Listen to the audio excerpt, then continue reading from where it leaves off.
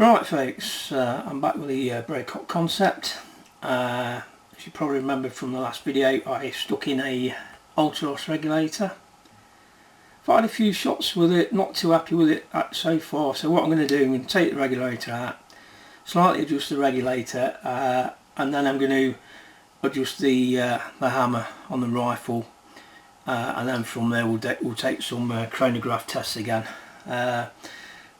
At the last test, a couple of them came out high, so I want to make sure it's not doing that. But there we go. So first job is to get the regulator out again, and then strip the rifle down to get to the hammer. So I'll show you that progress. So you probably remember, first on the list is to loosen off the grub screws on the barrel band.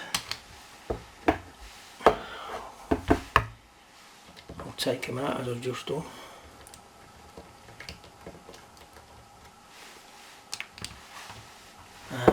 I'll get the spanner on this, and hopefully undoing this will loosen the I think that's got it actually. Yeah.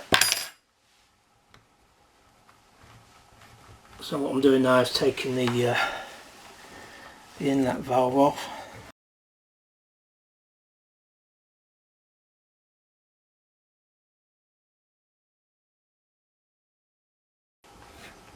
Quite a long thread on these, but when you're talking 3,000 pounds per square inch pressure when it's full, I suppose it needs plenty of threads on it so it don't shoot out like a bomb.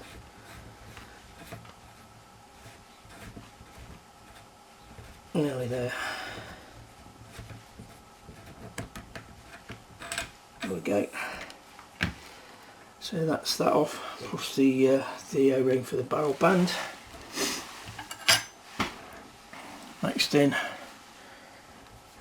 put in the rod.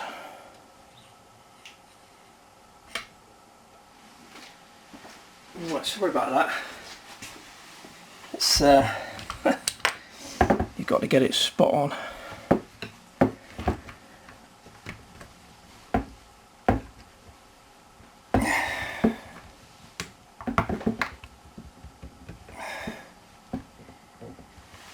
Pair of pliers on that, I think. It's on the Stiltsons. If it was a bit longer, it'd be a bit easier. There we go. Do with a T-bar handle on the end. There we go, come in.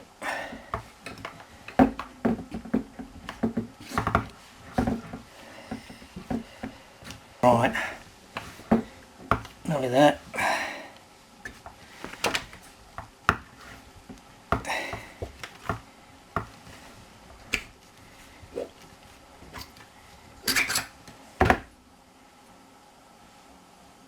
Okay,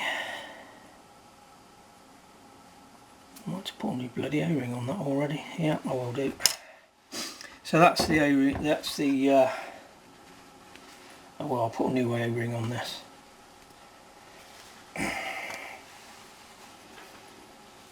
Caught it on the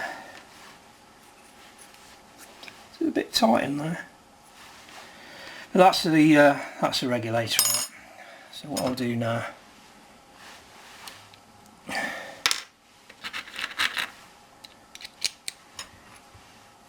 smaller than that. What I did yesterday, it's flat now, so it's at the lowest setting. So I put it to about where it was when I got it actually, just slightly more. So I'll leave it at that. I'll put the new O-ring on it, and then I'll take out the actual hammer and adjust that. Now the regulator came with some spare seals, so I've got some spare seals for that. You get 2 with it, and then there's 2 inner seals for inside, but I won't be taking that off. So it says on here, never unscrew regulator brass screw plugs. If you do, the regulator immediately stops working and repair is only possible at the manufacturer. Disassembly can be done only by authorised people. So the only thing you're going to change on there basically is the O-ring between the air reservoir and the air tube. Alright, what I'll do, I'll put one of these seals back on it now.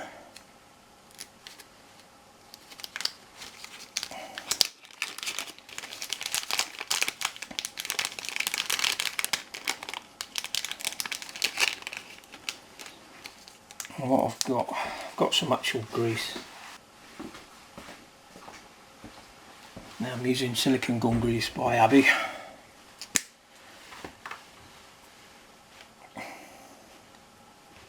Basically it lubricates the seal and stops it becoming brittle, and also helps it go on alright. So if we go on from that end,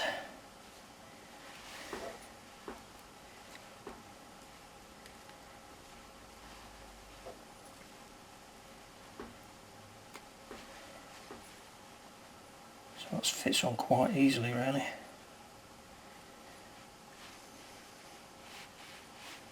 Put a bit of the rest of the grease on that. Okay, so that's the regulator sorted and out of the way. So the next thing will be to take the rifle apart. So I'll get the stock off first, and we've got a Allen wrench for that, and I think it's about 5mm. So the only thing holding the stock on is one Allen bolt or screw, whatever you call them, just in front of the trigger.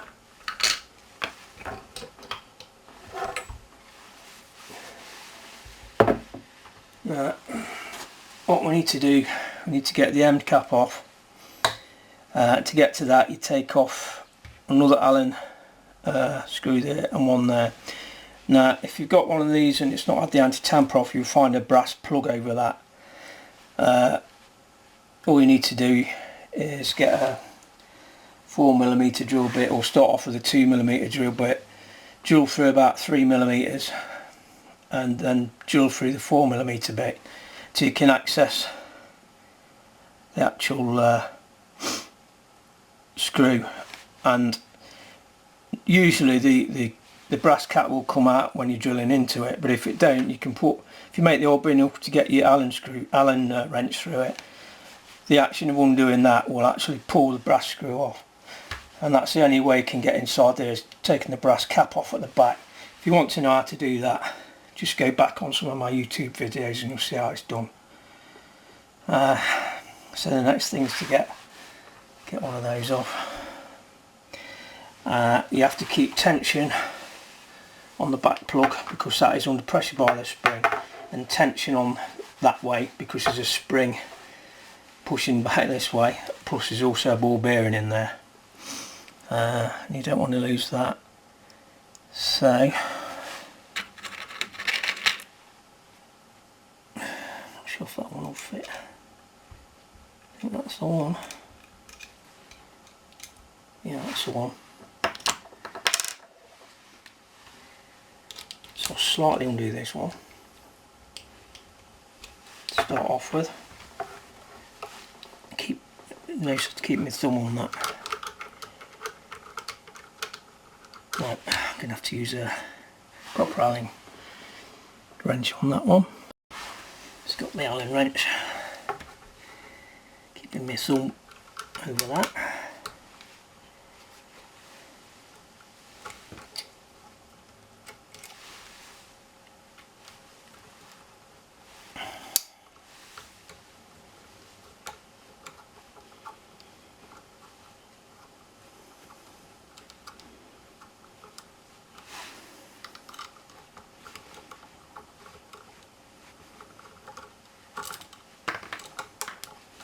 Right, see that under tension? That can fly off like you don't know what that.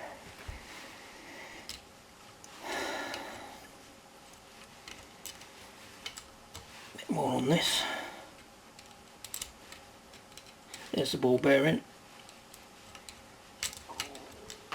Alright, there's the spring I was on about. The ball bearing fits there.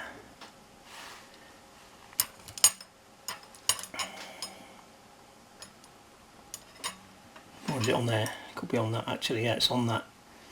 Yeah. So the next thing you need to do is get that out of there.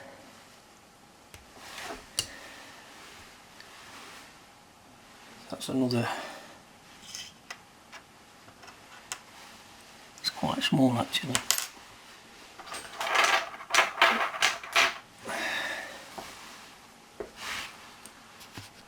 See that better.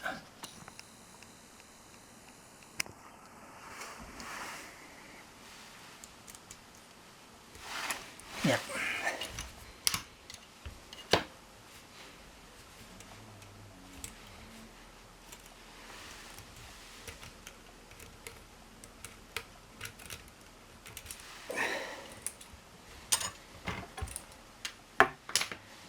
There's a little collar there, and that's the hammer. And this is where the adjustment's done. It's not done on the spring, it's done on the hammer. So to increase the power, that needs to go in, so it gives it more travel.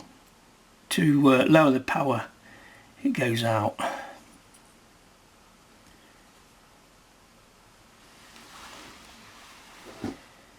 Now then, that is the lock there.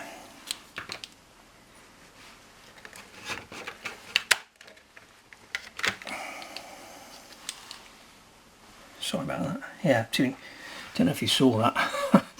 Yeah, increasing the power needs to be shorter, gives it more travel. To lower the power, you extend it. So there's the locking part to it. Yeah, sorry about that, I had to get a bit of pressure on it, so that's loosened it. So it needs to come out, so I've unscrewed it a bit. Do it a bit more, and I'm screwing it again.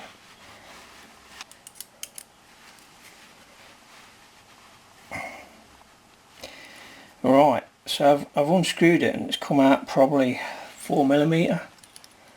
That will allow the power, and all I can do now is do a string test, string shot test of pellets,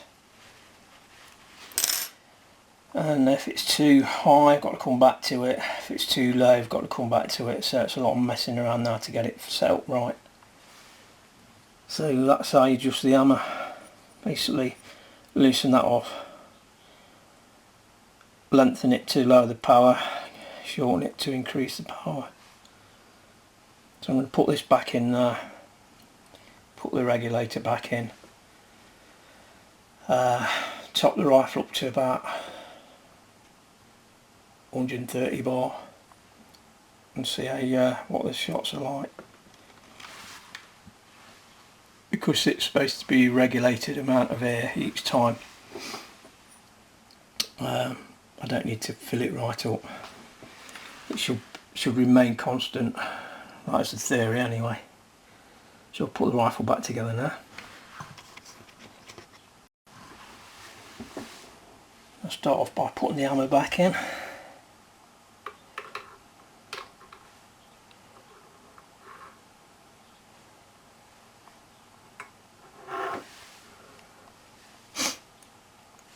I've got to get this in. Make sure I've got the right one. Yeah. Now the easiest way to do this one is to line it up over the hole and come through the top.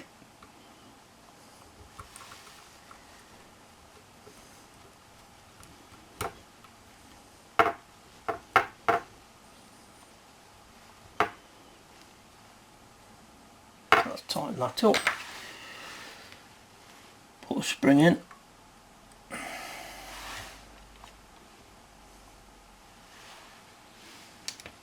Place the ball bearing on top. Now this is where you need a lot of different arms and legs to get this thing in. Right.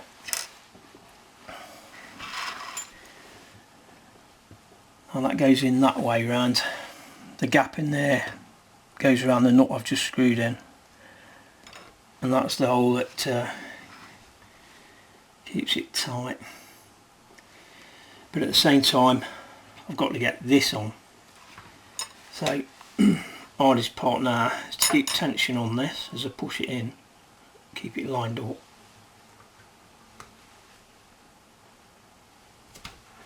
While putting this on top. See what I mean? Hang on. Let me get this actual screw in place. Sit that on the hole. Start off with. So like I say, there's that spring pushing that up as well.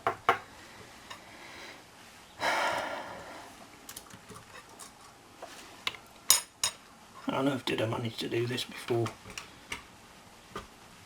So that's there.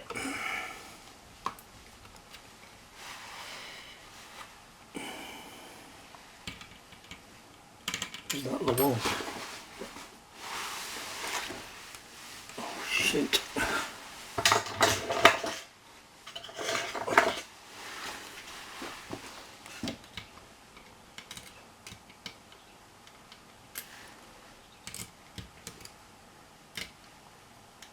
Is that going there?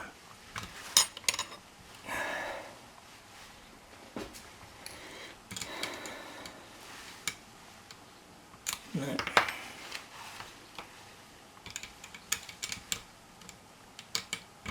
That's the one.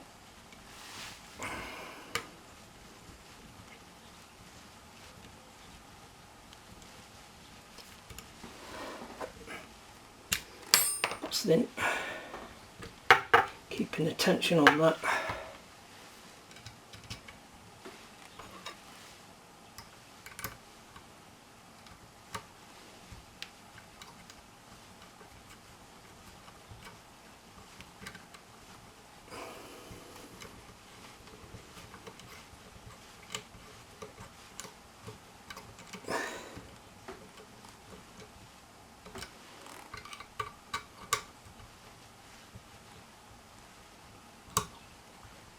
Okay, so that's in there. You know what makes it harder, and I forgot to do it, that needs to be in the cock position. I know it was too easy to be true. Right, what I'll do, I'll just take the back one out, then I'll cock it.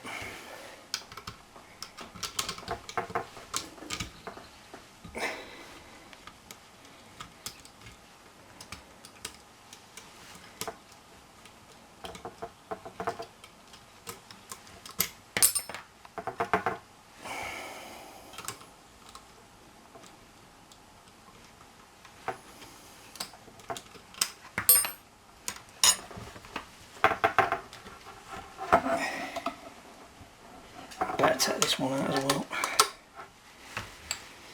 I think I'll put not too much strain on the block.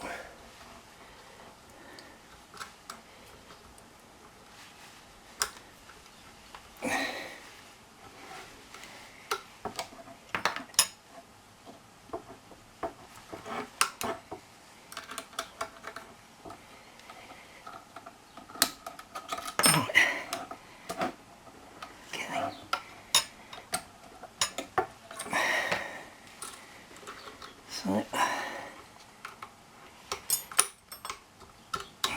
pain in the arse it is having to do that, and they made even harder as well by it being. Stick that there so it don't come down.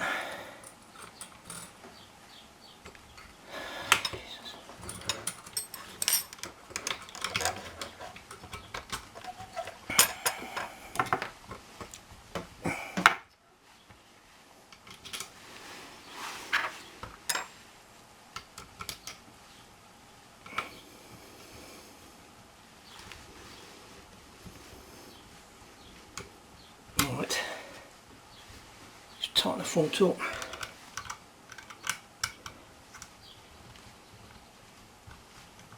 It has to be cocked so that ball bearing can sit in the right place. That's the only reason.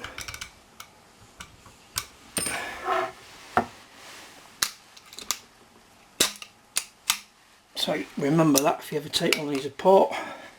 Same with the Falcons. It's basically the same as a Falcon rifle. But that's it, that's the hammer back in. Next job is to put the regulator back in.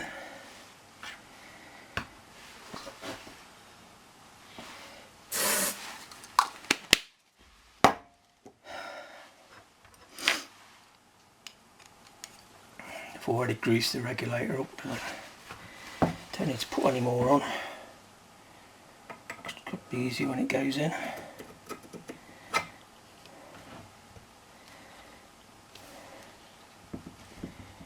Nice and slow, turning as I go.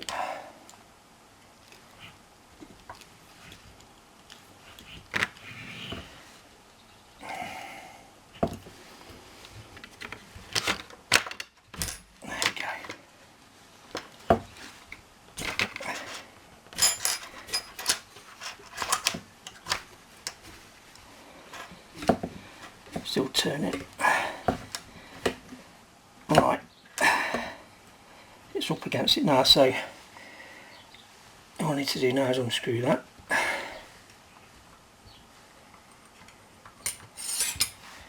So the regulator is inserted. Next in, put the inlet valve back on. Just help that go in a bit easier.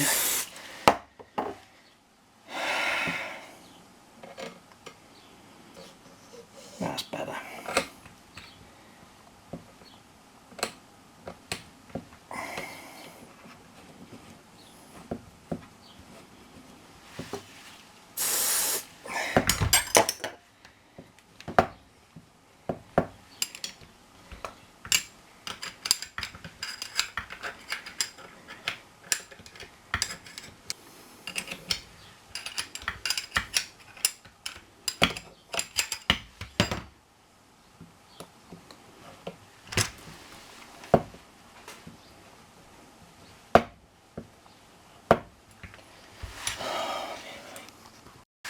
Okay, after a bit of faffing around, I've got the thing back on. Don't know what went wrong there. Let's put the grub screws back in.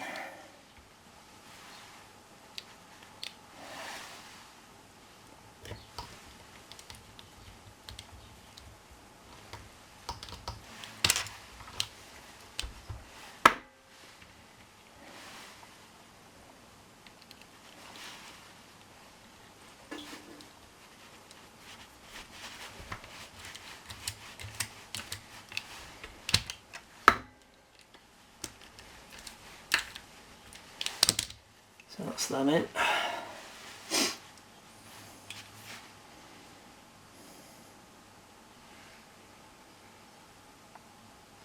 adjustments to the trigger on this. You have to take it off the stock to get to the block. And you've got an adjuster there and there and there as well. And that's it. So put the stock on, fill it up with air and put some shots through it. Okay, topping the rifle up again.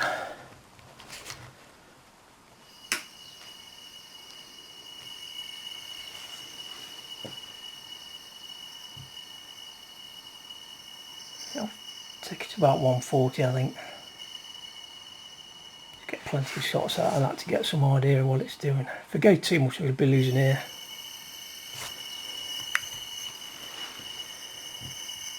Maybe 130.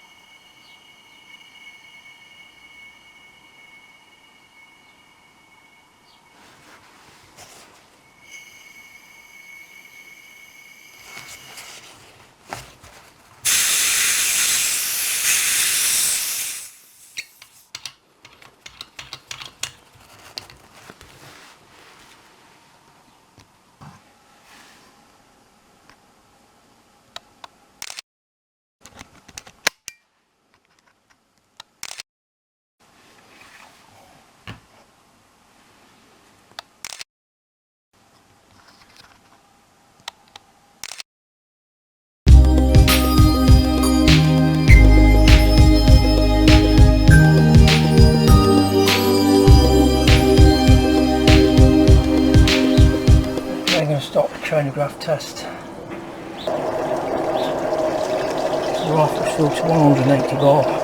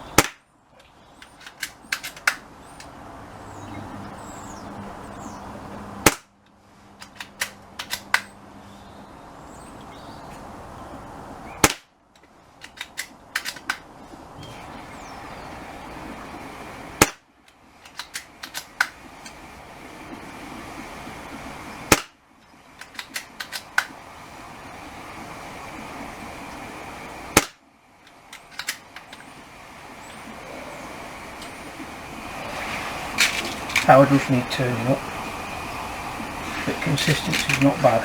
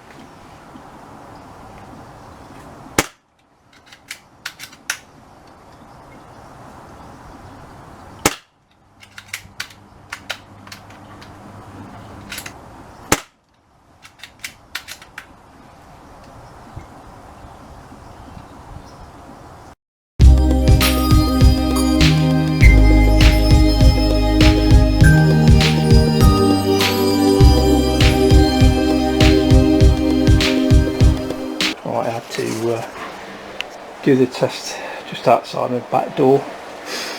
It's so cloudy, it was too overcast to go down the range, so I've used a floodlight that I've got outside. That's enabled the chronograph to work. The actual target down the garden is probably about 10 yards away, and you'll believe me when I say the backstop, you probably need a 50 caliber, probably won't even go through this. If you come and see,